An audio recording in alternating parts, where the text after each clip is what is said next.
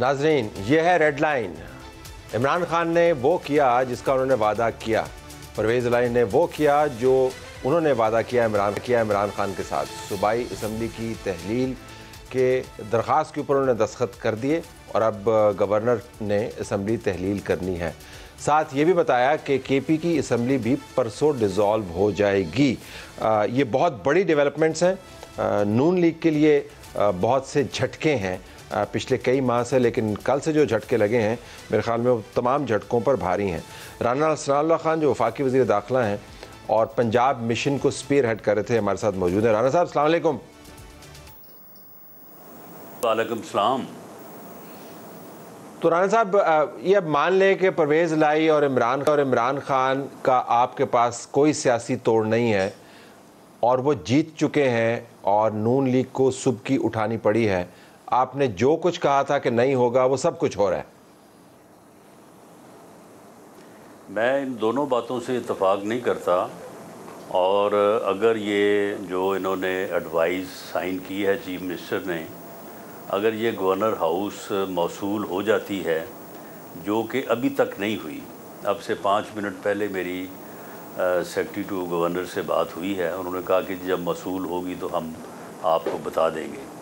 अगर ये मौसूल हो जाती है तो फिर ये पंजाब में पंजाब के सबसे बड़े डाकू राज और फरा गोगी और पिंकी राज का जो है ये ख़ात्मा होगा, और इसके ऊपर मैं पंजाब के अवाम को जो है वो मुबारकबाद पेश करता हूँ। रही हमारे सियासी दाव पेच, तो वो जो है वो चलते रहेंगे। हमने कभी भी ये नहीं कहा था कि हमारे पास पंजाब की जो है वो अक्सरियत है। हमारे पास 179 का फिगर था, इनके पास जो 187 का फिगर था या 188 का, उसमें से तकरीबन 12-13 लोगों ने हमारे साथ राब्ता करके ये कहा कि जी हम असम्बली तोड़ने के हक़ में नहीं हैं, आप इस बारे में तहर्रक करें, हम इसका जो है वो साथ देंगे। हमने तारीख़ और रिकॉर्ड के ऊपर रहने के लिए कि हम इस अमल में मुआवन नहीं हैं कि असम्बली जो है वो तोड़ी जाए, या ये अमल जो है ये आइनी और कानूनी है, बल्कि ये गैर जमहूरी अमल है। इस मकसद के लिए हमने एडवाइस जो है वो गवर्नर की तरफ से जो है वो भिजवाई। उसके नतीजे में 5 लोग जो है वो अपनी जगह पे कायम रहे, और 7 लोग जो हैं वो बाद में चौधरी परवेज़ इलाही ने, जो कि शायद उस वक्त इनकी भी इमा थी इसमें, वो जो है वो कल दोपहर को 2 आ गए, फिर 1-2 कोई शाम को पहुँचे, फिर 1-2 कोई 7-8 बजे पहुँचे। उसके बाद आखिरी 2 बंदे जो हैं वो रात 12 बजे पहुँचे, और 12 बजे तक इन्होंने जो है वो इंतज़ार किया।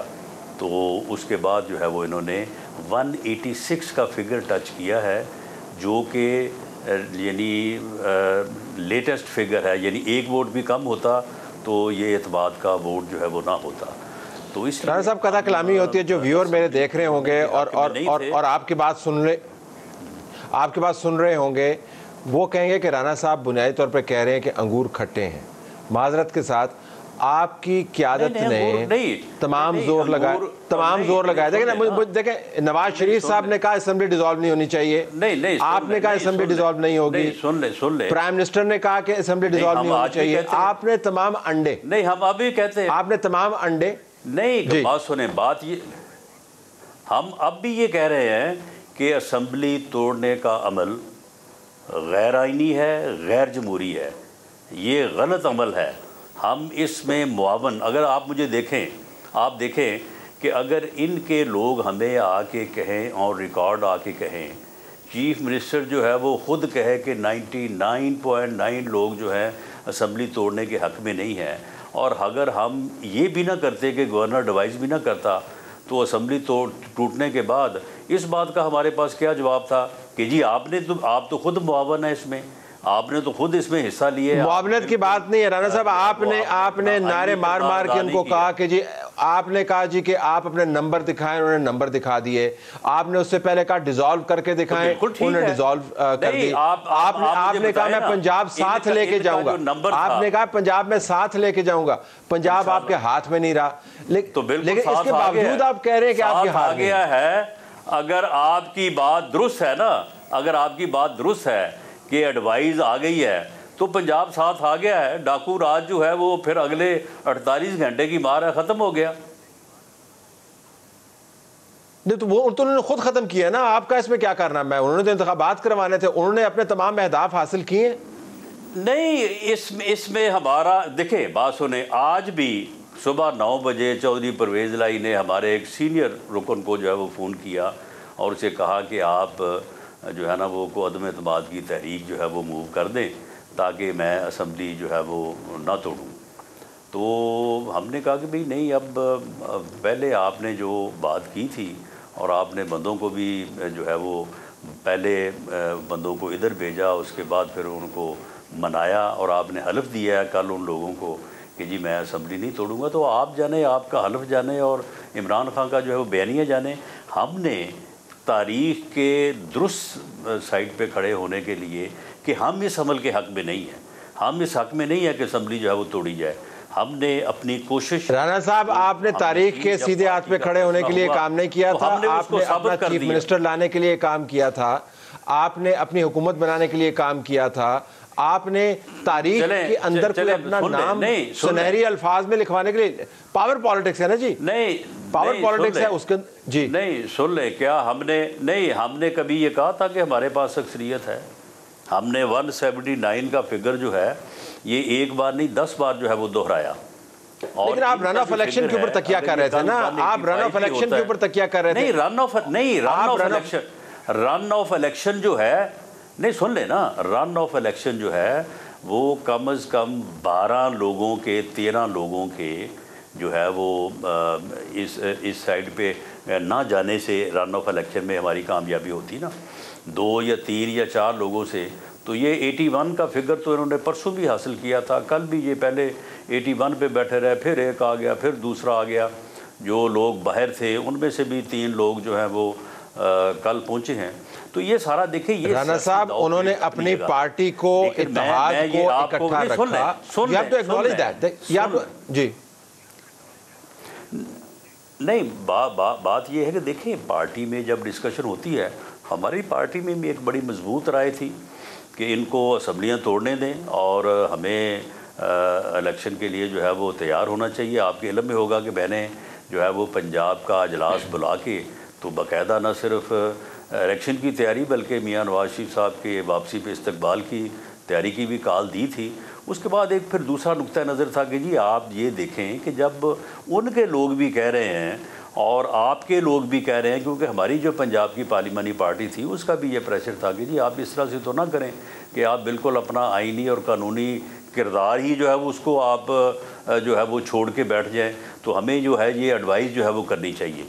और उसमें आप ये देख लें कि इनको कितना टाइम लगा है, 22 दिन लगे हैं और उसके बाद फिर 3 दिन अजलास होता रहा और फिर कल 12 बजे तक कितने बंदे हुए, यानी एक आदमी अगर कम होता तो एतमाद का वोट ना होता। यानी ये राना साहब, मैं इसको दूसरे तरीके से बयान करते तो मुझे इजाजत दें, मैं दूसरे तरीके से बयान कर देता हूं। आपको नहीं, आप जमात दूसरे से करें या तीसरे से करें, मुझे मैंने तो अपने तरीके से बयान करना है। सुन लेना, आप बिल्कुल बयान करें, मैं लेकिन दूसरा नुक्ता नजर भी तो होगा ना। मैं ये गुजारिश कर रहा हूं कि पीडीएम, नून लीग और बीच में मुझे एस्टेब्लिशमेंट भी डालने दें। सब लोगों ने मिलकर एक एमपीए को रोकना था, 1 एमपीए। राना साहब, 1 एमपीए रोकना था, आपसे वो नहीं रुक सका और आप कह रहे हैं आपने पंजाब के अंदर आके सुन ले, चले इस नहीं सुन ले, इसका जवाब ले लें। जो इल्ज़ाम था कि हमने लोगों को पैसे दिए हैं या पैसे दे रहे हैं, वो इल्ज़ाम किधर गया? ये झूठा शख्स जो है, ये पहले भी कौमी असम्बली के मामले में भी जो है ये बिल्कुल जो है वो बेहुदा इल्ज़ाम तराशी करता रहा कि जी बोरियां आ गई हैं, बोरियों के मुंह खुल गए हैं। मैं आज भी जो है वो हल्फन ये बात कहने को तैयार हूँ कि हमने किसी बंदे को, ना किसी ने हमसे मांगा कौमी असम्बली में जब अदम एतमाद था, ना हमने किसी को जो है वो 1 रुपया भी दिया। लोगों ने भी आके टीवी प्रोग्राम्स में जो है सूरह यासीन पे, कुरान आग पे आप आगे हलफ दिए, लेकिन ये अपनी जो है वो झूठ और अपना जो है इल्ज़ाम तराशी जारी रखी। अगर कल हमने अगर पैसे दे के लोगों को जो है वो ख़रीदा होता, फिर किसी की ज़रूरत थी कि वो आगे जो है वहाँ पे हाज़िरी कर देता। रही बात इस्टेब्लिशमेंट की, तो इस्टेब्लिशमेंट जो है वो इतने बंदे तो वैसे पकड़ के बैठा सकती है। इस्टेब्लिशमेंट ने भी कोई पॉलिटिकल इंजीनियरिंग नहीं की, ये झूठ बोल रहा था, ये इसका गलत इल्ज़ाम है, ये इसका काम है कि प्रोपेगेंडा करना और उस प्रोपेगेंडे को आगे चलाना। कोई इस राणा साहब, आपने इमरान खान को झूठा साबित नहीं करना, आपने सियासी तौर पर किसी को जो है वो 1 रुपया भी दिया, 1 पैसे भी दी है। लेकिन राणा साहब ये कोई किसी मदरसे के अंदर सियासी अखलाकियात का इम्तिहान नहीं हो रहा, ये पावर पॉलिटिक्स है। आपने इमरान खान को झूठा नहीं साबित करना था, आपने अपने आप को पंजाब के लोगों का नुमाइंदा साबित करना था। ये साबित करना था कि परवेज़ इलाही के पास ना ये ताकत है कि वो असम्बली डिसॉल्व करें, ना नंबर्स हैं। आप दोनों पे फेल हो गए। और मुझे कंप्लीट करने दीजिए, मामला सिर्फ इसी नहीं सुन लेना, नहीं देखें, मुझे बताएं आप कि अगर पीटीआई प्लस क्यू लीग, जब उनके 191 लोग हैं, तो उनमें से अगर कुछ लोग नाराज़ हैं कि असम्बली नहीं टूटनी चाहिए, और वो नाराज़गी जो है ना हमने ख़रीदी, ना हमने उस नाराज़गी को जो है वो पॉलिटिकल इंजीनियरिंग में डाला, वो नाराज़ थे। अगर उनकी नाराज़गी उनमें से 13 लोगों में से जो है वो 5 की नाराज़गी कायम रही है, 7 की जो है वो ख़त्म हो गई है, तो ठीक है, ये सियासत में जो है वो ऐसे हो जाता है। ये जो इल्ज़ामात लगा रहे थे वो बिल्कुल झूठ थे। और क्या आपका क्या ख्याल है कि हम उन लोगों को जो है वो ज़बरदस्ती रोक लेते या उनको पैसे देते? नहीं, ऐसा काम ना हमने मरकज़ में किया, ना हमने सूबे में करना था। राणा साहब, ये पहला मामला नहीं है, मैं सवाल का दूसरा हिस्सा आपके सामने रख देता हूँ। आपकी जमात को मुसलसल धचके मिल रहे हैं, सुबकी उठानी पड़ रही है पंजाब में। आपके चीफ मिनिस्टर के साथ क्या हुआ, हमजा शहबाज के साथ? आपने ज़िमनी इंतखाबात के अंदर, सूबाई ज़िमनी इंतखाबात में कहा कि आपकी इतनी सीटें आएंगी, रिज़ल्ट उसका उल्टा निकला। कौमी असम्बली के ज़िमनी इंतखाबात हुए, सीटों जो आपने सेलेक्ट की थी उसके ऊपर नतीजे क्या निकले? आपने कहा कि असम्बलियाँ डिज़ोल्व नहीं होंगी, वो असम्बली डिज़ोल्व हुई। आपने कहा कि इनके पास नंबर नहीं है, वो नंबर इनके पास आए। राणा साहब, किसी चीज को मान तो लेना। आप अपने सूबे के को इतने बुरे तरीके से मिसलीड करते रहे, ये तो हकीकत है। नहीं, सुन लेना, आप तो हमें धक्के से मनवाने की कोशिश कर रहे हैं। बात ये है कि जो ज़िमनी इलेक्शन का आप मामला बता रहे हैं वो हमें कोई झटका नहीं है। उसमें ठीक है, पार्टियां जो हैं वो अपने एक्सपीरियंस से सीखती हैं। जो चीज़ें वहाँ पे हमें हमारे रास्ते में हायल हुई हैं, हमें उनका पूरी तरह से एहसास है। कोई ऐसा नहीं हुआ कि एक तरफ 1,10,000 वोट पड़ गया और दूसरी तरफ जो है वो 8,000 वोट पड़ा तो बहुत जी जो है वो ख़राबी हो गई। ये इसी तरह से अगर ननकाने में एक सीट वो हारे हैं तो साथ ही जो है वो सरहदें मिलती हैं, यानी जो दूसरी तरफ सूबाई हल्का था वहाँ से वो हारे भी हैं। अगर वो फैसलाबाद से जीते हैं तो मुल्तान में जो है वो 25,000 से हारे भी हैं। तो ये चीज़ें जो हैं ये चलती रहती हैं। बाज़ औक़ात आप फैसले जो है वो दुरुस्त नहीं कर सकते, तो वो चीज़ें जो हैं वो सारी हमारे जो है वो पेश नज़र हैं। इंशाअल्लाह ताला इलेक्शन जब भी होंगे और वक्त पे होंगे तो उसको जो है वो आप ये देखेंगे कि हम अपनी पॉलिटिकल स्ट्रेटजी जो है उसको बेहतर रखते हुए इंशाअल्लाह ताला पंजाब में जो है ये जो डाकू राज आज ख़त्म हुआ है इसको भी, और जो अपना फरागोगी राज ख़त्म हुआ था 3 माह पहले भी, हम इंशाअल्लाह ताला इनको एक्सपोज करेंगे अवाम के सामने और इलेक्शन जो है वो सीरियस से जीतेंगे। अच्छा, इससे मुराद मैं ये लूँ कि गवर्नर साहब को अब पार्टी की तरफ से हिदायत यही होगी कि जब ये समरी उनके पास पहुंचे तो उसको साइन कर दें, क्योंकि अब आपने कह दिया कि ये डाकू राज जो है ख़त्म हो गया है। तो मैं मफरूज़ा ये बना रहा हूँ कि गवर्नर साहब इसके ऊपर एतराज़ नहीं उठाएंगे और ये मामला तय हो जाएगा।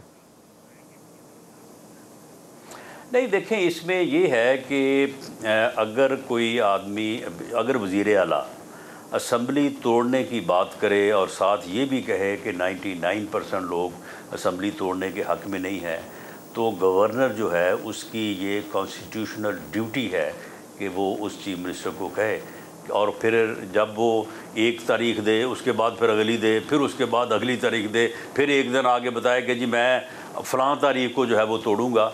तो मैं समझता हूँ कि फिर जो है गवर्नर को जो है वो अपना कॉन्स्टिट्यूशनल राइट जो फ़र्ज़ है वो अदा करना चाहिए था। आप मुझे बताएं कि 17 तारीख को जब इसने दोनों चीफ मिनिस्टर को दाएं और बाएं बैठा के इसने प्रेस कॉन्फ्रेंस की, क्या ज़रूरत थी कहने की कि मैं 23 को तोड़ूंगा? वो भाई तुम दिखाओ कि जी ये एडवाइस है, ये मैं भेज रहा हूँ। तो हमने कहाँ रोका हुआ था? कौन सी अदम एतमाद की तहरीक या एतमाद के वोट के लिए एडवाइस हमने की हुई थी? लेकिन जब आप इस तरह से करते हैं तो फिर दूसरी तरफ से भी प्रेशर बढ़ता है। वरना मैं आपको ये तो अब आप क्या करेंगे? अब तो समरी भिजवा दी ना, ये फैसला था। सुन ले मेरी ये बात भी ऑन रिकॉर्ड आने दें कि 17 तारीख तक हमारी पार्टी का ये फैसला था और उसमें जो है वो हमने बड़ा वेहीमेंटली जो है वो इस नुक्ता नज़र को जो है वो सपोर्ट किया कि जी इनको तोड़ने दें, ये डाकू राज जो है जिसको ख़त्म होने दें। और मैं समझता हूँ कि ये 20-22 दिन जो इन्होंने लगाए हैं, इन्होंने तबाही कर दी है जितनी इन्होंने करप्शन की है। और ये जो मास्टर प्लान है अपना ये लाहौर का, उसमें 20,000 एकड़ एक प्रॉपर्टी टाइकून के जो है वो डीजी को यहाँ ज़मान पार्क में बुला के इमरान खान ने खुद उसे बिठा के कहा कि इसको ब्राउन करो। तो ये कुछ तो इन्होंने जो है वो किया है इन दिनों में। तो ये मुबारकबाद के मुस्तहिक हैं लोग, पंजाब के अवाम, अगर ये जान इनसे छूट जाती है। अब मैं आपसे ये पूछना चाह रहा था कि गवर्नर साहब को फिर आपने क्या गवर्नर हाउस में मौसूल नहीं हुई अभी? नहीं, जब होगी तो हो जाएगी ना राणा साहब। अब आप जो है वो खत की या एडवाइस की देर आने के ऊपर तो आप सियासी स्ट्रेटजी नहीं बना सकते ना। अगर जब पहुंच जाएगी तो गवर्नर ने साइन करने हैं ना उसके ऊपर, कि नहीं करने हैं या एतराज़ करेंगे? क्या पॉलिसी क्या है आपकी? देखें, नहीं, दोनों चीज़ें हैं। साइन भी वो कर सकते हैं या 48 आवर्स के बाद जो है वो ऑटोमेटिकली जो है वो अज्यूम होगा कि असम्बली जो है वो टूट गई है। उन्हें ये मैं समझता हूँ कि गवर्नर साहब का सवाबदीद है, लेकिन उन्हें क्या ज़रूरत है इसके ऊपर साइन करने की? ठीक है, 48 आवर्स के बाद जो है वो ख़त्म हो जाएगी। अच्छा, अब ज़रा ये बताइएगा कि आने वाले दिनों में नहीं, देखें, बुनियादी तौर पे एक पॉलिटिकल पार्टी और पॉलिटिकल वर्कर के तौर पे हम इस अमल का हिस्सा ना बनना चाहते थे, ना हम बनेंगे। हम समझते हैं कि ये गैर जमहूरी अमल है। बाकी ठीक है, उसे ये करने के लिए वोट ऑफ कॉन्फिडेंस लेना चाहिए था। वो जिस तरह से उन्होंने लिया है वो आपके भी सामने है। लेकिन उसको अदालत ने इंडोर्स कर दिया ना, गवर्नर साहब ने भी इंडोर्स कर दिया। नहीं, वो यानी हमने भी, जो हमारे लायर थे उन्होंने भी इंडोर्स किया कि जी ठीक है। वरना अगर हम झगड़े में डालना चाहते तो उसके लिए और जो है वो चंद दिन या चंद हफ्ते लग सकते थे। लेकिन नहीं, हमने ये मुनासिब समझा कि हम जो है वो हम अपने आप को रिकॉर्ड पे साबित करना चाहते थे कि हम इस अमल का हिस्सा नहीं है, वो हमने साबित कर दिया है। बाकी ठीक है, ये तोड़े असम्बलियाँ। मियां मोहम्मद नवाज शरीफ राणा साहब खुश नहीं हैं पंजाब में जो कुछ हो रहा है, जो रिपोर्ट्स हैं, क्या आप इससे इत्तेफाक करते हैं? देखें, मियां नवाज शरीफ साहब ने पार्लिमानी पार्टी के इस फैसले को जो है वो कि हमें इसमें अपना आइनी रोल जो है वो अदा करना चाहिए और इसमें बिल्कुल हाथ पे हाथ रख के, अब ये इसने कहा था कि 17 तक तोड़ूंगा, तोड़ देता। अब 17 को कहा कि नहीं जी अब 23 को तोड़ूंगा। तो इसमें जो है वो जो फिर राय थी उससे उन्होंने भी इत्तेफाक किया, मैंने भी इत्तेफाक किया, बाकी सब ने भी इत्तेफाक किया। लेकिन ये पार्टी की इंटरनल डिस्कशन है कि बहुत सारे लोग जो है वो इस बात के पुरजोर हामी थे कि हमें इस तरफ नहीं जाना चाहिए और इसे तोड़ लेने दें और उसके बाद जो है वो इलेक्शन की तरफ जाएं। अब केपी की असम्बली भी डिज़ोल्व होगी, पंजाब की असम्बली भी डिज़ोल्व होगी। मरकज़ कब तक ये प्रेशर बर्दाश्त करेगा? मरकज़ 16 अगस्त तक इंशाअल्लाह ताला कायम रहेगा। इन दोनों सूबाई असम्बलियों के जो है वो जो इलेक्शन है वो विदिन 90 डेज़ होने चाहिए। ये चीफ़ इलेक्शन कमीशन की सवाबदीद है, वो 60 में करवा दें, 90 में करवा दें और वो इलेक्शन जो है वो हम कंटेस्ट करेंगे। राणा साहब, ये उन्हीं बातों की तरह जो आपने मुझे माजी में भी कही थी और वो गलत साबित हुई हैं, या इसके अंदर कोई जान है? नहीं, देखें, मामला ये है कि अब हम सिंध असम्बली कैसे डिज़ोल्व करवाएं जी? बताएं, हमारे पास वो कौन सा तरीका है कि हम पीपल्स पार्टी को कहें जी करें असम्बली डिज़ोल्व? उन्होंने तो हमें कहा कि जी नहीं, हमने नहीं करनी। अब बलूचिस्तान के जो लोग हैं उनसे मुझे बताएं कि हम किस तरीके से जो है वो उनसे ज़बरदस्ती असम्बली डिज़ोल्व करवा सकते हैं। जब 2 सूबों ने असम्बलियाँ डिज़ोल्व कर दी हैं अपने सियासी जो है वो मकसद के तहत या सियासी फ़लसफे के तहत। अब 2 सूबे नहीं चाहते तो आप उनको कैसे मजबूर कर सकते हैं? और अगर उनको मजबूर नहीं कर सकते तो फिर मरकज़ को जो है वो उन सूबों के साथ खड़ा होना चाहिए या इनके साथ खड़ा होना चाहिए। तो इसमें आप ही देख लें कि जो है वो सेनेटी क्या डिमांड करती है। ठीक है, जब उन 2 सूबों की असम्बलियाँ तहलील होंगी, साथ ही जो है वो कौमी असम्बली का भी जो है वो इलेक्शन हो जाएगा। ये 2 का करवाना चाहते हैं, पहले करवा लें।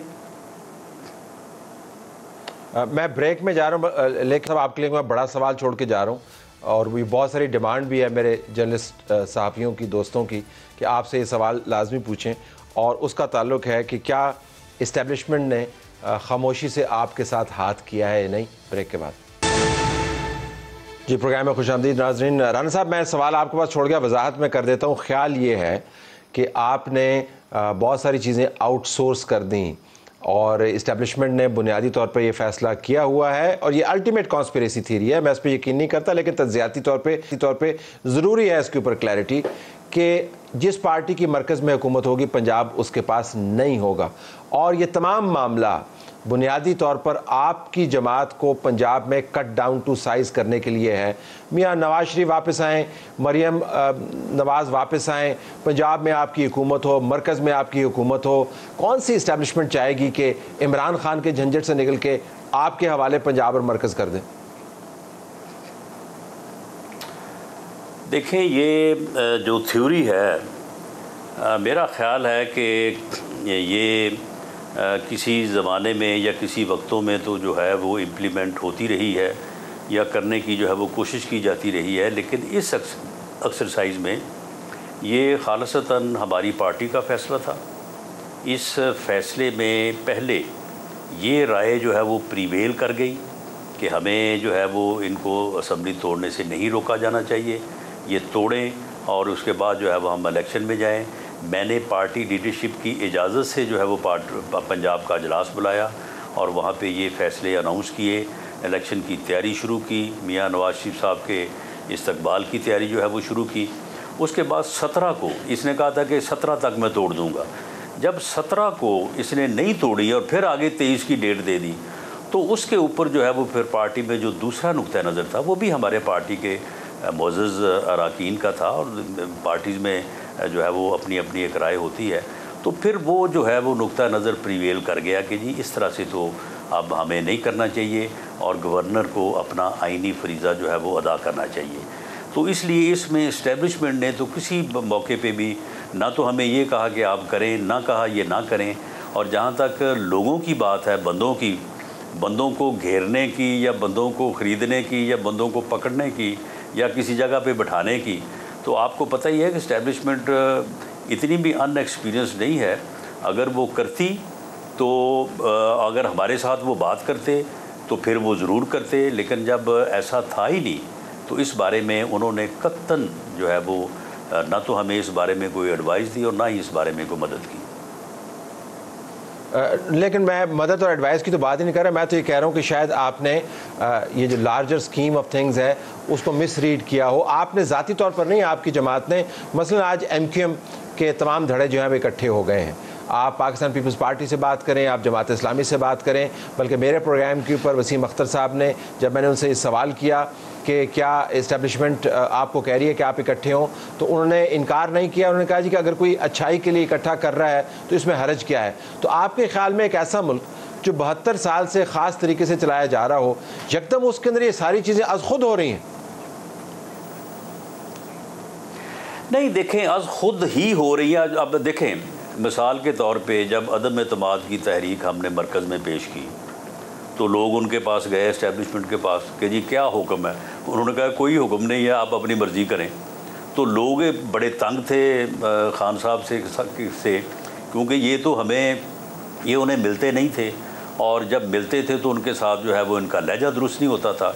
वो लोग जो थे वो फिर आहिस्ता आहिस्ता जो है अदम एतमाद की तहरीक के जो है वो, लेकिन उसी इस्टेब्लिशमेंट के और आपके इल्म में है सरबराह ने, सिर्फ एक जुमला, उसी इस्टेब्लिशमेंट के सरबराह ने, रिटायर्ड जनरल बाजवा ने परवेज़ इलाही साहब को कहा कि आपने इमरान खान के साथ जाना है, जब आपको ये कह रहे थे कि हम न्यूट्रल हैं, उधर वो इंटरवीन कर रहे हैं। ये भी गलत है। खुद कह रहे हैं, आप क्यों कह रहे हैं गलत है? ये भी गलत है ना। कौन कह रहे हैं? परवेज इलाही साहब कह रहे हैं, मोनिस इलाही साहब कह रहे हैं। झूठ बोल रहा है, झूठ बोल रहा है, झूठ बोल रहा है। उन्होंने नहीं कहा ऐसे। इन्हें जहां से फोन गया है, आपको कैसे पता उन्होंने नहीं कहा? राणा साहब, आप कौन से उस मीटिंग में थे? नहीं, हम उस मीटिंग में नहीं थे, लेकिन इनके साथ हमारी बात तो उससे चल रही थी ना। ये वो अपना जो है ये बुला के हमें जो है वो इन्होंने जब दुआए खैर की थी और उसके बाद मठियाई लेके जरदारी साहब के पास गए थे। हमें ये पता है, जब ये सुबह 10 बजे बनी गाला गए हैं, इनके घर में जो बात हुई है, जो चौधरी शुजात से बात हुई है, उसका हमें पता है। तो ये वहाँ पे जो गए हैं, ये बाजवा साहब ने इनको नहीं कहा था, ये ख़ुद से गए हैं। और ये जो है वो सही बात नहीं बता रहा है, और ये ऐसे ही है। अब आप मुझे बताएं कि उस वक्त जब अदम एतमाद की तहरीक में जब ये लोगों को इस्टेब्लिशमेंट ने जो है कहा कि अपनी मर्ज़ी करें, अब बलूचिस्तान में क्या हुआ है? आप मुझे बताएं कि बलूचिस्तान में जो है वो बाप पार्टी जो है, उनके लोगों ने अब पूछा कि जी हम क्या करें। उन्होंने कहा आप अपनी मर्ज़ी करें, जहाँ पे आपको मुनासिब लगता है आप उसके मुताबिक जो है वो अपने आप को चलाएं। उसमें भी 2-3 ग्रुप हैं। एक ग्रुप जो है वो पीपल्स पार्टी में जा रहा है, एक की हमारे साथ भी बातचीत चल रही है, हो सकता है तीसरे की किसी और जमात के साथ वो चल रही हो। आप मुझे बताएं कि MQM जो है, जब MQM को इस्टेब्लिशमेंट पूरा ज़ोर लगा के कराची में कामयाब करवाना चाहती थी और MQM को जो है उसमें मर्ज या उनके साथ शामिल करवाना चाहती, उस वक्त क्यों नहीं करवा सकी जी? अगर इस्टेब्लिशमेंट के कहने पे ही सारी वो बात करते हैं, मानते हैं। नहीं, ये कब की बात है इकट्ठा करवाने? नहीं माने, क्योंकि उनका मफाद नहीं था इसमें। आज नहीं, कब ये मैं 2018 इकट्ठा करवाने की कोशिश की? 2018 में नहीं। और इनको जोर लगाया कि PTI के साथ आप इलेक्शन लड़ें, इत्तेहाद करें। ये पूछ लें मुस्तफा कमाल से। जितवा तो दिया ना, आपको पता नहीं कराची से सीटें कैसे मिली थी PTI को? नहीं राणा साहब, आपको पता नहीं कराची से सीटें PTI को कैसे मिली थी? तो बिल्कुल उन्होंने PTI को जितवाना था, और PTI को जितवाने के लिए उन्होंने MQM को कहा कि शामिल हो जाओ इसमें या इनके साथ इत्तेहाद कर लो। उन्होंने नहीं किया, लेकिन वो नहीं हुए, लेकिन फिर भी जीत तो गए ना, रिजल्ट तो उन्होंने वही ले लिया ना। कर रहे हैं। अच्छा, ये भी आज खुद कर रहे हैं। एक अलग चीज़ है, लेकिन ये कहना नहीं, सुन ले, ये कहना कि वो इकट्ठे अब किसी के कहने पे हो रहे हैं, नहीं, वो इकट्ठे इसलिए हो रहे हैं कि अब पिछले इलेक्शंस के पेश नज़र उनको ये समझ आ गई है कि इकट्ठे होंगे तो हमारे पास को 4 वोट 4 सीटें होंगी, अगर नहीं होंगे तो हम जो है वो नुकसान में जाएंगे। वो अपने मफाद के तहत इकट्ठे हो रहे हैं, किसी के कहने पर इकट्ठे नहीं हो रहे। अच्छा राणा साहब, बिल्कुल आखिर में आपने इतना वक्त दिया, मैं बहुत आपका शुक्रगुजार हूँ। Today is a very important day, इस वजह से तमाम सवाल हमें आपसे पूछने थे। ये बताइएगा कि बिल्कुल आखिर में क्या इम्कान है कि एक माहौल बनाया जा रहा है कि एक्सटेंडेड केयर टेकर सेटअप आए, आपको दुनिया भर से चंदा इकट्ठे करने के लिए लगाया गया है, परवेज़ इलाही को पंजाब का मामला तय करने के लिए लगाया गया है। चले मान लेते हैं MQM आज खुद इकट्ठी हो गई है, लेकिन बहुत ज़्यादा बात हो रही है एक्सटेंडेड केयर टेकर सेटअप की, उसका क्या इम्कान है? नहीं, इंशाअल्लाह ताला 16 अगस्त को जो है वो केयर टेकर सेटअप जो है वो आएगा, जो आइन में दर्ज है, और उसके तहत जो है वो इलेक्शन अक्टूबर में बनते हैं। अक्टूबर 2023 में जो है वो इलेक्शन होंगे।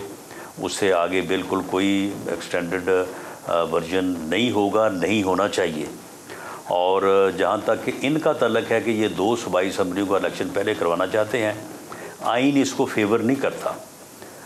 लेकिन ये अब इलेक्शन कमीशन का काम है या सुप्रीम कोर्ट का काम है कि वो पहले 90 दिन में होना है 90 दिन में हो जाए, अगर अक्टूबर में 7 होना तो अक्टूबर में हो जाए। राणा साहब, आपका बहुत शुक्रिया। आपने नाज़रीन, राना सनाउल्लाह खान वफाकी वज़ीर दाखिला हमें बता रहे थे कि उनकी पार्टी इस तमाम मामले को कैसे देखती है। पंजाब बहरहाल एक बहुत बड़े सियासी तूफ़ान में से गुज़रा है और मज़ीद सियासी तूफ़ान आने का इम्कान है। जी नाज़रीन, अब चलते हैं हम कराची। सिंध की सियासत में एक बहुत बड़ा धमाका MQM के धड़े जो एक तवील अरसे से दस्तो गिरबान थे, आज इकट्ठे बैठे हुए नजर आए। एक आध लीडर उसमें से मिसिंग था, लेकिन अमूमी तौर पर तासर ये है कि वो MQM जो पहले कराची को, हैदराबाद को रूल किया करती थी, अब वो वापस आ रही है। प्रेस कॉन्फ्रेंस धुआंधार थी, सब ने अपने जज्बात का इजहार किया, कुछ फरते जज्बात में बह गए, रोने लग गए, जिससे आपको पता चलता है कि इमोशनली कितने इन्वेस्टेड हैं ये सब कुछ क्या ऐसा ही हो रहा है जैसा हमें नज़र आ रहा है, और इसकी इम्प्लीकेशंस क्या हैं। असलम खान जो ब्यूरो चीफ है समा न्यूज़ कराची से हमें ज्वाइन कर रहे हैं, उनका बहुत शुक्रिया। असलम साहब, ज़रा ये बताइएगा कि प्रेस कॉन्फ्रेंस हुई, अब आपने उसके तज्ज़िये भी सुन लिए, आप ख़ुद वहाँ पर मौजूद थे, आपने सवाल भी किए। ये जो इकट्ठ है MQM का, ये सियासी तौर पर कितना वज़न अपना खींच पाएगा? पुरानी MQM रिवाइव हो रही है सियासी एतबार से, या आपको लगता है कि बहुत सारा पानी जो है वो पोलों में से के नीचे से गुजर चुका है और अब मुख्तलिफ होंगे हालात? देखिए, पुरानी MQM बहाल करने की कोशिश ज़रूर की जा रही है, लेकिन पुलों के नीचे से बहुत सा पानी निकल गया है और अब हालात पहले से बहुत मुख्तलिफ हो गए। माजी की MQM नहीं होगी। गो के इस प्रेस कॉन्फ्रेंस में दो मौके पर ऐसी सूरत हाल देखने में आई कि लगता था कि MQM का रंग नज़र आया। मुस्तफ़ा कमाल साहब ने भी कहा कि कुछ लोग शरीफ क्या हुए, पूरा शहरी बदमाश हो गया। कोई सेंट्रल पर कब्ज़ा करने की बात करता है, डिस्ट्रिक्ट सेंट्रल पर, कोई डिस्ट्रिक्ट कोरंगी पर कब्ज़ा करने की बात करता है। और इसके साथ साथ अगर हम देखें कि खालिद मकबूल सिद्दीकी साहब से जब ये सवाल हुआ कि बल्दियाती इलेक्शन होंगे हल्का बंदियों के मामले पर, तो सुप्रीम कोर्ट ने आपकी दरख्वास्तें और इलेक्शन कमीशन ने और हाई कोर्ट ने आपकी दरख्वास्तें उड़ा कर रख दी हैं, तो क्या एक मामला होगा? उन्होंने कहा कि हम देखते हैं कि ये इलेक्शन कैसे होंगे। फारूक सत्तार साहब ने भी कहा कि 15 जनवरी को शारा फैसल ब्लॉक कर दें, ऐसा मुजाहरा और ऐसा धरना दिया जाए कि देखते हैं कि ये इलेक्शन कैसे होगा। लेकिन क्या ये मुमकिन होगा MQM के लिए? तो तलत साहब, अब वो सूरत हाल नहीं नज़र आती कि MQM दोबारा उस पोजीशन में आएगी। कोशिश ज़रूर होगी। और तलत साहब, एक चीज़ ये ज़रूर देखें कि MQM ज़ाहिर है कि इस कराची में जिस तरह एक रूल करती रही है, फारूक सत्तार साहब के हम देखें कि मेयर, फिर नेमत मुस्तफ़ा कमाल साहब और फिर वसीम अख्तर साहब, और जिस तरह बिला शिरकत गैर है कराची, हैदराबाद, सक्कर और जो सिंध के शहरी इलाके, बहुत वाज़ेह अक्सरियत से कोई मुकाबिल नहीं दूर तक, बल्कि शायद बहुत दूर तक जो मुहावरा था, जो बात थी, उस तरह का दिखाई देती। लेकिन अब क्या होगा? अब वो चीज़ नहीं है, और लगता है कि ये ज़रूरत भी महसूस की गई थी कि कराची में कि दोबारा MQM को जोड़ा जाए। आपने 2-3 मरतबा ये जुमला दोहराया कि अब वैसे नहीं है। इस पर मैं 1 मिनट में आऊँगा, लेकिन व्यूअर्स को बताने के लिए ये जो धड़े हैं ये कब और कैसे बने, ज़रा इसकी क्विकली तारीख को बता दीजिएगा। देखिए, पहले तारा साहब अगर 1992 की बात करें तो पहला जो है वो 19 जून 1992 को मामला हुआ था, लेकिन वो MQM में डेंट नहीं डाल सका। बिल्कुल मुत्तहिद रही थी, बल्कि शायद पहले से ज़्यादा ताकतवर हुई थी उस ऑपरेशन के बाद। हम बात करें 2013 में मुस्तफ़ा कमाल साहब यहाँ से अगस्त में जाते हैं और अक्टूबर में अनीस कैम खानी भी छोड़ जाते हैं। 9-0 पर राब्ता कमेटी के अरकान को तशद्दुद का निशाना बनाया गया, जिस पर वो एक रिएक्शन देखने में आया। 2016 3 मार्च को मुस्तफ़ा कमाल साहब वापस आते हैं, पाक सरज़मीन पार्टी की बुनियाद रखते हैं, तो पहला एक नुकसान MQM को ये हुआ। उसके बाद जब 2018 के इंतखाबात में जो सूरत हाल रही, फारूक सत्तार साहब की क़यादत पर जो है वो एतराज़ात उठे, तो फिर एक दूसरा हमने धड़ा भी देखा कि फारूक सत्तार साहब भी अलग हुए, और उसके बाद राब्ता कमेटी में इख्तलाफात की खबरें भी सामने आती रही। कामरान टिसोरी साहब जब गवर्नर बने तो उस वक्त भी मामला बड़ा एक अचंभे की बात रही कि जिनकी पार्टी के लिए कोई बहुत ज़्यादा कुर्बानियाँ रही नहीं और वो गवर्नर सिंध बन गए। तो MQM का जो धड़ेबंदी हुई थी वो ये 3, अगर हम बात करें कि 2016-2019 के बाद जो फारूक सत्तार वाले मामला हुए थे, उसका नुकसान इलेक्शन में बहुत वाज़े तौर पर देखा गया। और अगर ये बल्दियाती इंतखाबात होते हैं तो तलत साहब कोई तैयारी नहीं है MQM की। हम ये वाज़े कर दें, कहा ज़रूर जा रहा है कि हम मुकम्मल तौर पर तैयार हैं, लेकिन लगता नहीं है कि MQM बल्दियाती इंतखाबात के लिए तैयार है। कराची में जिस तरह कौमी और सूबाई असम्बली में उसको एक बड़ा धचका लगा था, वही धचका बल्दियाती इंतखाबात में लगता। गो के ये कहा जा रहा है कि मैंडेट छीना गया, लेकिन देखें ज़िमनी इंतखाबात हुए हैं, तो ज़िमनी इंतखाबात में क्या सूरत हाल रही है? कोरंगी में टोटल 68 वोटों से फतह हासिल की। जो तहरीक लब्बैक था वो 68 वोटों से उसका उम्मीदवार हारा। MQM के 10,000 वोट लिए। जो PIB की जो नशिस्त फारूक सत्तार साहब वाली थी, फारूक सत्तार खुद शिकस्त खा गए, MQM के कैंडिडेट बुरी तरह हारे, वहाँ पे 15,000 वोटों के डिफरेंस से। इसी तरह एक और सीट भी जो थी उसमें भी कराची में उनको शिकस्त का सामना करना पड़ा। तो जो कही जा रही है, अब तो हालात तब्दील हो जाएंगे ना, जब ये तमाम अपनी ताकत और अपनी तंजीमी सलाहियत कंबाइन करेंगे और एक क़यादत के नीचे इकट्ठे होंगे और अपने ऑफिस को भी कंबाइन करेंगे, रिसोर्सेज इकट्ठे करेंगे, तो मुमकिना तौर पर एमक्यूएम पुराने वाले वज़न पर तो ना खेले, लेकिन बावज़न तो होगी। बिल्कुल होगी, लेकिन वैसे वज़न नहीं होगा उसका। देखिए, शहरियों को अभी फौरी तौर पर तलत साहब इसको कबूल करने में वक्त लगेगा। फौरी हमने लोगों से भी रिएक्शन लिया। ये बहुत बड़ी मैं कहूँगा आज की अचीवमेंट होगी एमक्यूएम के लिए। ये बड़ा दिन होगा एमक्यूएम के लिए, जो आज बार बार तीनों रहनुमाओं ने कहा कि ये आज की तारीख 12 जनवरी 2023 याद रखी जाएगी। तो उसमें कोई दो राय नहीं है कि एमक्यूएम जिस तरह टूट फूट का शिकार हुई थी, तो लोग इस पर बहुत बदजन थे, कराची के लोग, कि आप इस तरह टूट फूट का शिकार हैं तो आपको वोट क्यों दें। और उसका रिजल्ट हमने इलेक्शन में देखा, लोग नहीं निकले एमक्यूएम के।